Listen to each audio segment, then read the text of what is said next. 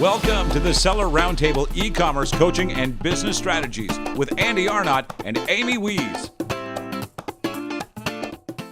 So Peter, I'm interested in this as well. So for me, we sell in all kinds of different categories.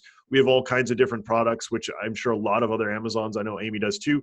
A lot of, so when you go to an agent, you're not saying like, hey, I have, this widget in 5 colors. It's like I have, 10 different, product categories. I have, me personally, I have over 800 SKUs. How is an agent? You laugh at that, but it's true. I know when people's eyes get big. What's funny is I know some sellers who have over 1 million SKUs. So that to me, that's when my eyes pop. What are some high risk products, and how do you create a package for somebody who has a wide variety of products? Like I think you mentioned earlier, like pocket knife. Like what if somebody has a pocket knife and office supplies, or in other words, how do you craft coverage, or can you get coverage for somebody who's selling a huge variety of products? Look, the simple answer for that is you'd look at it on a case by case basis, and it would depend on percentage of turnover. If your office supplies represent 90% of your turnover and your pocket knife perhaps that represents only 10%, then it would be very smart to look. And this is what your insurance agent or your insurance broker may do. It may actually be a lot more cost effective to perhaps,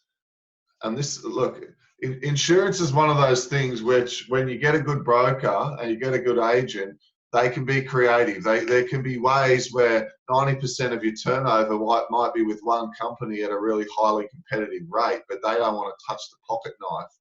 So they take the majority of the risk, and then we get you cover on the pocket knife with another insurer who charges a higher rate, but because it only represents a lower amount of the turnover.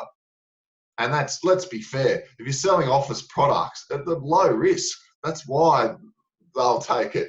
The thing you really want cover for is a pocket knife, because if the spring fails and the knife point sticks out and jabs someone, they might want to sue you. So it kind of, when you think it through, it makes sense. But there are things you can do like that where you look at solutions of coming up with a way of solving it for the client. The high risk products, though, funnily enough, aren't things like pocket knives. They're usually things in the baby category. Things to do with young children's toys and games, electronics, right? Dodgy electronics out of China, if you want me to be specific, that don't meet certain criteria.